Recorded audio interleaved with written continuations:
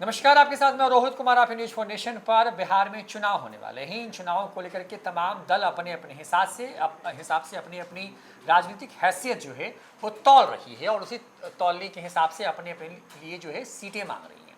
अब बिहार में क्योंकि बात हम कर रहे हैं कांग्रेस की, तो कांग्रेस जो बिहार में कभी अपने दम पर सरकार बनाती थी वो आज हाशिए पर क्यों आ गई, क्यों उसको आरजेडी की बैसाखी की ज़रूरत पड़ गई। वो कांग्रेस जो कि एकीकृत बिहार यानी कि आज के झारखंड और बिहार में एक साथ जो है दोनों राज्यों को जोड़ दें तो उतने बड़े भूभाग पर अकेले उसकी सरकार हुआ करती थी, उस कांग्रेस की गति आज ऐसी क्यों हो गई है कि उसके पास बिहार में सिर्फ 19 विधायक हैं। झारखंड में भी कांग्रेस की वही हाल है, उत्तर प्रदेश में भी वही हाल है, पश्चिम बंगाल में भी वही हाल है, यानी कि पूरे उत्तर भारत के लगभग राज्यों में कांग्रेस उसी हाशिए पर है जहां पर उसकी दुर्गति की चर्चा, उसकी कहानी से किस्से जो है लोग कहते हैं, सुनते हैं।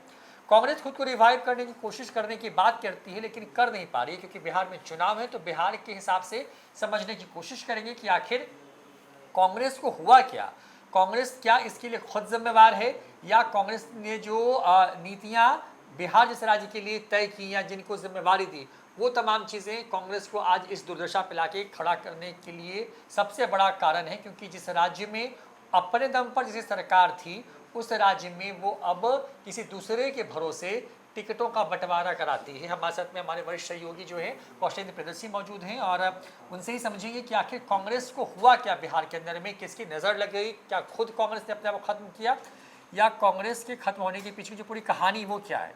मतलब जो कांग्रेस बिहार झारखंड को जोड़ के मतलब इतने बड़े राज्य में अकेले दम पर सरकार बनाती रही, उस कांग्रेस की स्थिति आज ऐसी क्यों है कि उसको आरजेडी का मुंह ताकना पड़ रहा है टिकटों के बंटवारे के लिए।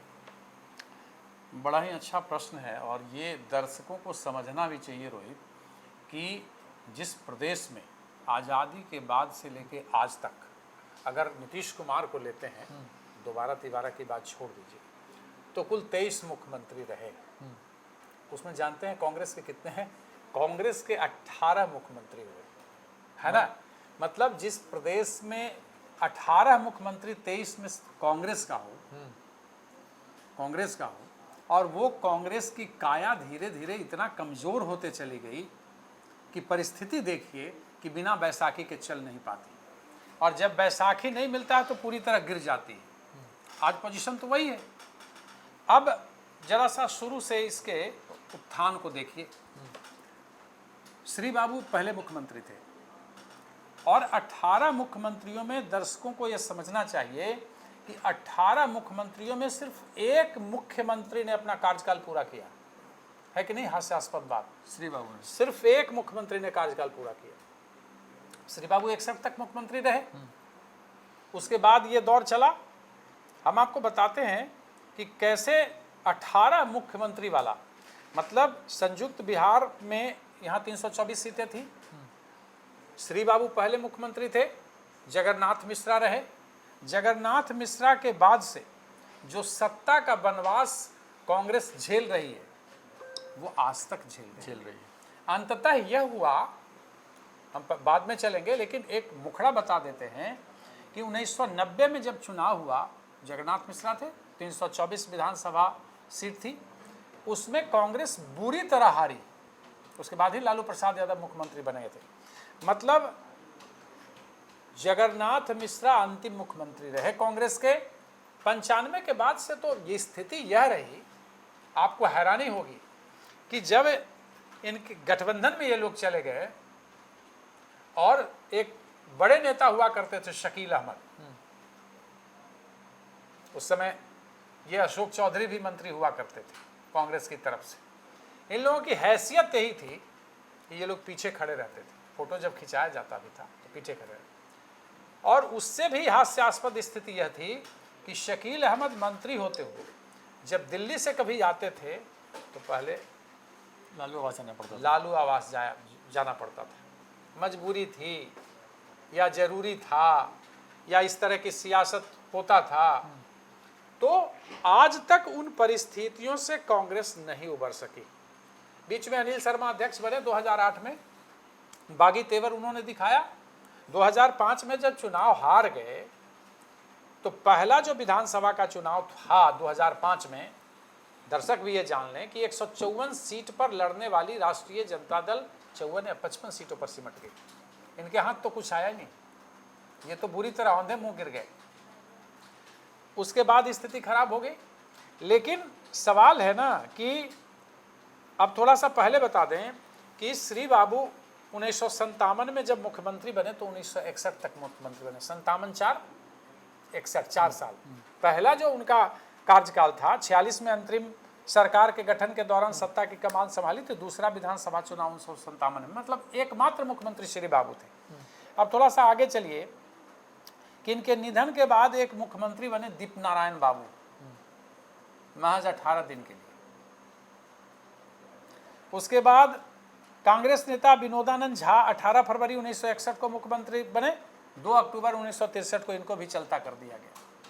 ये आंतरिक कलह था और कांग्रेस के अंदर एक बड़ा ही आप सियासत को इतने दिनों से देखते हैं, कांग्रेस का कल्चर ऐसा रहा कि एक शब्द गढ़ा गया, आला कमान। मतलब दिल्ली जो कहेगा वही होगा, वही तुमको सुनना होगा।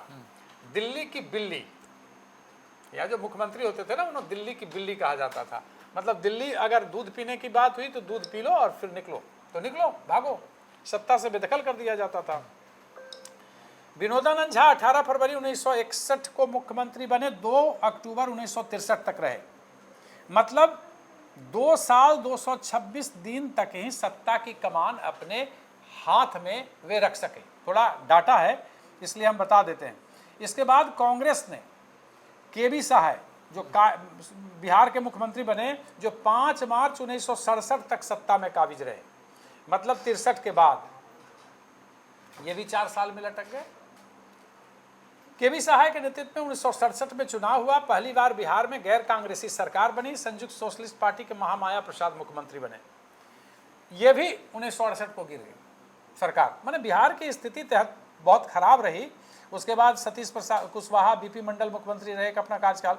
1968 में बिहार का सियासी समीकरण ऐसा बना कि कांग्रेस ने सरकार तो बनाई, सत्ता की कमान दलित नेता भोला पासवान को सौंपी गई। लेकिन अंतर कलह तो सब जगह है, किसी को कोई टिकने नहीं दे रहा है।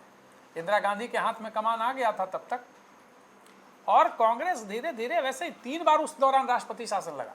आप कल्पना कर सकते हैं बिहार में आप कल्पना नहीं कर सकते, जबकि कोई ये परिस्थिति नहीं, कोई पार्टी नहीं थी। हाँ, मजबूत दल नहीं 22 मार्च 1968 को भोला पासवान ने मुख्यमंत्री पद की शपथ ली और 29 जून 1968 को सरकार गिर गई। भोला पासवान महज 100 दिन रहे। 5 महीने बाद फिर विधानसभा का चुनाव होता है। 1969 में कांग्रेस ने हरिहर सिंह को मुख्यमंत्री बनाया, लेकिन इस बार सरकार नहीं चली, फिर गिरी। एक बार फिर भोला बाबू सीएम बन गए। 13 दिन के बाद फिर इस्तीफा दे दिया, है ना। आप कल्पना कीजिए जरा सा, इस आंकड़े को बिल्कुल ढंग से समझना होगा कि भोला पासवान पहले दिन 100 दिन के मुख्यमंत्री रहे, दूसरी बार बने तो 13 दिन के रहे। अब 1970 का समय आ गया, जहां कांग्रेस ने वामपंथी दलों के साथ एक कसरत की। इस बार मुख्यमंत्री बने दरोगा बाबू, नाम सुना होगा आपने, दरोगा प्रसाद यादव पथ। दरोगा प्रसाद यादव मुख्यमंत्री बने, लेकिन यह कार्यकाल भी सफल नहीं। इसके बाद भोला पासवान के नेतृत्व में 1971 में फिर सरकार बन गई। माने उनकी सेटिंग, हाँ, मतलब अजीब स्थिति है। इस बार वे 222 दिनों तक सत्ता में बने रहे। अब 1972 में बिहार विधानसभा के चुनाव हुए और कांग्रेस 167 सीटें जीतकर सत्ता में आई। केदार पांडे मुख्यमंत्री बने। 1973 में इनको भी कुर्सी छोड़ देनी पड़ी। मतलब 18 मुख्यमंत्री, किसी में स्थिरता नहीं। कभी 100 दिन, कोई 13 दिन, कोई 2 साल, कोई 2 महीना, कोई 3 साल, कोई 4 साल। मतलब आला कमान का प्रकोप बिहार के सत्ता और बिहार की गद्दी पर ऐसा, मतलब ऐसी नजर रही कि किसी को ये यहाँ टिकने देना नहीं चाहते थे। और 1973 में अब्दुल गफूर मुख्यमंत्री बने। 1.25 साल बाद 1975 में आपातकाल आया, इस्तीफा देना पड़ा। जगन्नाथ मिश्र कांग्रेस के मुख्यमंत्री बने। यह आपातकाल का दौर था। 1975 में 1977 तक रहे। 1977 विधानसभा चुनाव में कांग्रेस बुरी तरह हार गई। आपातकाल का प्रभाव था। कर्पूरी ठाकुर उस समय मुख्यमंत्री बने। हालांकि कांग्रेस सत्ता में 3 साल बाद 1980 में वापस हुई। 169 सीटें जीतने में 1980 में कांग्रेस कामयाब रही। हाँ, 169 सीट। इस बार भी किसके फिर जगन्नाथ मिश्रा मुख्यमंत्री बने घूम फिर के, लेकिन ताज यहां भी अस्थिर नहीं रहा। जगन्नाथ मिश्रा को फिर मुख्यमंत्री पद से हाथ धोना पड़ा। अब थोड़ा सा आगे बढ़िए। 3 साल 2 महीने बाद जगन्नाथ मिश्रा चले गए। कांग्रेस ने उनकी जगह 14 अगस्त 1983 को चंद्रशेखर सिंह को मुख्यमंत्री बनाया, लेकिन करीब 2.25 साल बाद इनको भी चलता कर दिया। इतनी जबरदस्त राजनीति होती थी। इसी में आप देखिएगा कि भागवत झा आजाद आगे बताएंगे कि भागवत झा आजाद और बिंदेश्वरी दुबे मुख्यमंत्री बनते हैं। 1985 में, चूंकि 80 में विधानसभा चुनाव हुआ था, पार्टी ठीक ठाक सीटों पे आई थी। उसके बावजूद जगन्नाथ मिश्रा से लेकर के तमाम लोग आए, सब मुख्यमंत्री बने और जाते रहे। चंद्रशेखर सिंह बने। अब 1985 में कांग्रेस ने जबरदस्त जीत हासिल की। 324 विधानसभा सीट की लड़ाई में 196 सीटों पर कांग्रेस ने जीत दर्ज, जो अंतिम में सबसे बड़ी जीत हुई है। हाँ, अब ये 1985 में तो पहली दफे बिंदेश्वरी दुबे को मुख्यमंत्री बनाया गया। अब आगे आ जाएंगे, जिन्हें 3 साल, जब इतनी मजबूत स्थिति थी, उसके बाद 3 साल में ही इनको इस्तीफा देना पड़ा। बिंदेश्वरी दुबे भी चलता कर दिए गए। चूंकि 84 में इंदिरा गांधी की हत्या हो गई थी। 84 एक बड़ा ये था, और 84 में इंदिरा गांधी की हत्या हुई। 85 में फिर ठीक, लेकिन 1 साल 24 दिन ही सत्ता में रहे। भागवत झा आजाद बने। 1 साल 24 दिन। कीर्ति आजाद अभी उनके बेटे, संभवतः आसनसोल से सांसद है। अब चलिए, भागवत झा आजाद के बाद सत्येंद्र नारायण सिंह मुख्यमंत्री बने, लेकिन 9 महीना। अनुग्रह बाबू यहां थे श्री बाबू के बाद, 9 महीना तक मुख्यमंत्री बने रहे। अनुग्रह बाबू बड़े कद के नेता थे, उनके पुत्र थे सत्येंद्र नारायण सिंह। 6 दिसंबर 1989 को जगन्नाथ मिश्रा को फिर से बिहार का कमान सौंप दिया जाता है। तो मतलब आप राजनीतिक अस्थिरता इस तरीके से थी कि आला कमान किसी एक नेता पर भरोसा नहीं करता था, और कोई 2 साल, कोई 1 साल, कोई 3 साल, मतलब श्री बाबू के बाद कोई मुख्यमंत्री अस्थायी तौर पे यहाँ काम नहीं कर सका। और उसका परिणाम रहा कि विकास के नाम पर बनाए गए लोग जो थे, मुख्यमंत्री थे, विकास क्या करेंगे जब अस्थिर रहेंगे, उनकी नीति तय होगी या बाकी चीज होगा। मतलब आला कमान यहाँ इतना घुसा हुआ था, तो मैं क्यों, मतलब जो वहां शिकायत जाके कर दे, एक लॉबी हो जाती थी। अब आज भागवत झा आजाद बनाए गए, उन्होंने कुछ कड़े फैसले लिए, तो लोग चले गए वहां। अब उस जमाने में यह होता था कि आप किस खेमे के हैं, आपको मंत्री नहीं बनाया गया। याद है रामाश्रय बाबू को एक बार मंत्री नहीं बनाया गया था, तो रामाश्रय बाबू को मुख्यमंत्री नहीं बनाया गया। तो उस समय जो एक दौर था, कुछ लोग खुश हुए, कुछ लोग नाराज हुए। उसी गुटबाजी में कांग्रेस आज भी फंसी। गुटबाजी में कांग्रेस नहीं, उससे ज्यादा गुटबाजी में फंसी ना। उस समय तो गुटबाजी थी, गुटबाजी की शिकार कांग्रेस धीरे धीरे पतन के कगार पर बढ़ते चली गई। लेकिन उससे भी हास्यास्पद स्थिति बाद में आई, उससे गंदी स्थिति में कांग्रेस बाद में पहुंचती है 90 के बाद। हाँ, अब जब 1990 में विधानसभा के चुनाव हुए, जगन्नाथ मिश्रा मात्र 94 दिन मुख्यमंत्री रहे। 1990 में चुनाव हुए, उस समय से जो इनका ग्राफ गिरा वो आज तक नहीं उठ पाया। अब उसके बाद से कंटिन्यूअस ये जो हैं, ये आप कह सकते हैं कि उसके बाद से ये नहीं उठे और आज तक इनकी स्थिति बिगड़ती चली गई। ये गठबंधन में आ गए। आरजेडी के साथ गठबंधन में कैसे आए? चूंकि लालू प्रसाद यादव भी बहुमत में नहीं हुआ करते थे, बीजेपी का धीरे धीरे उत्थान हो रहा था। बीजेपी दक्षिणपंथी पार्टी थी। लोकसभा चुनाव में जब बीजेपी ने वहाँ वीपी सिंह से अपना सपोर्ट खींचा, अयोध्या जो रथ यात्रा था उसका ये किया राम मंदिर के लिए, लालू यहाँ गिरफ्तारी करते हैं, और तमाम दल तो आपस में जुटे हुए थे। चूंकि बहुत दिनों से कांग्रेस राज कर रही थी, उसका परिणाम था। लेकिन तब तक एक दक्षिणपंथी पार्टी के तौर पे भारतीय जनता पार्टी का उभार राष्ट्रीय स्तर पर होने लगा था, और यहाँ भी कुछ कुछ छोटे छोटे मतलब धीरे धीरे ताकत से विपक्ष में बैठ करके और भारतीय जनता पार्टी उभरने लगी थी। लालू सत्ता में आए थे, एक बड़ा ही 80-20 का बड़ा खांचा तैयार हो गया था जातीय समीकरण। एम/बाई पिछड़ा दलित सब एकजुट हुए थे सवर्णों के खिलाफ।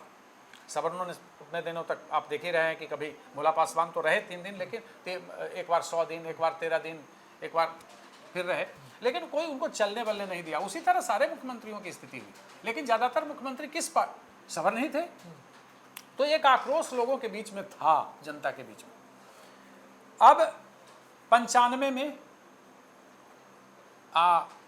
इन लोगों के बीच होता क्या है कि जॉर्ज फर्नांडिस थे, और जॉर्ज फर्नांडिस जमशेदपुर में भाषण देने के दौरान सोनिया गांधी को विदेशी बहू करार दी। यहां लालू प्रसाद थे। लालू प्रसाद ने जॉर्ज फर्नांडिस के इस स्टेटमेंट को हाथों हाथ लिया और फिर उन्होंने जबरदस्त विरोध किया, स्टेटमेंट दिया कि नहीं वो यहाँ की बहू हैं, भारतीय हैं, बहुत सारी बातों को बोला, क्योंकि तब तक कमान उनके हाथों में आ चुकी थी। हाँ, राजीव गांधी की हत्या हो चुकी थी और वही चीज़ों को लेके बढ़ रहे थे।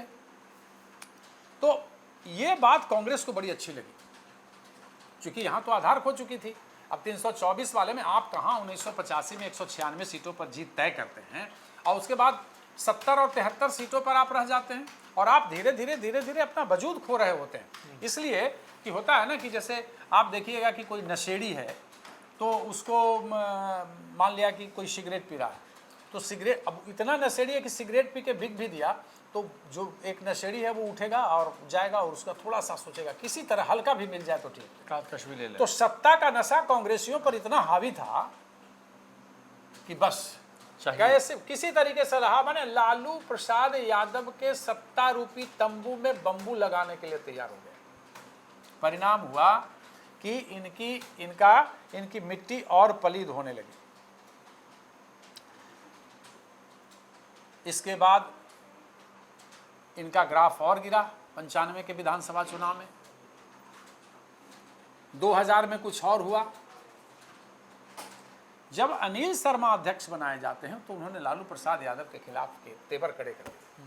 मैंने बताया ना कि जब इनकी लड़ाई हुई मतलब आप कह सकते हैं कि 2005 में, तो उस समय कांग्रेस की स्थिति और खराब हुई।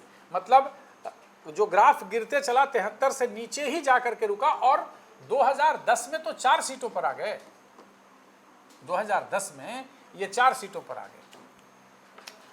अब सवाल यही था कि इनका जो हाथ था वो लालटेन से ऐसा चिपक गया था कि वो छोड़ने के लिए तैयार नहीं था। जैसे अभी कैसे गिदड़ भभकी दे रहे हैं कि मैं ऐसे कर लूंगा, तो कभी कन्हैया आ गए, कृष्णा अल्लाह बर्रू आ गए, मतलब एक छटपटाहट है। हाँ, राहुल गांधी आ रहे हैं, बेगूसराय जा रहे हैं, यहाँ संविधान बचाओ सभा कर रहे हैं, संविधान बचाओ यात्रा कर रहे हैं।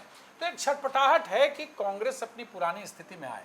अगर नहीं आए तो कम से कम इतनी तो ताकत हो कि हम सीटों का बार्गेन लालू प्रसाद यादव से कर सकें, क्योंकि अपनी तो जमीन है नहीं और वहाँ खुद की चलती नहीं है। हाँ, तो अब जमीन पैदा करने के लिए, मतलब जमीन को फिर से उर्वर बनाने के लिए दलित वोट, अति पिछड़ा वोट, आरक्षण की नीति, या फिर उस पर मतलब 80 और 20 की राजनीति, सवर्णों को फर्स्ट क्लास सिटीजन कह के व्यंग करना, ये मतलब एक अजीब तरीके की राजनीति आप कह सकते हैं। एन केन प्रकारेन हमको हर कीमत पे या तो सत्ता के साथ खड़े रहना है, या हालांकि राजनीतिक दलों का सियासत करने का यही कारण होता है, वो सियासत इसीलिए करते हैं ताकि सत्ता में आ सके, है ना।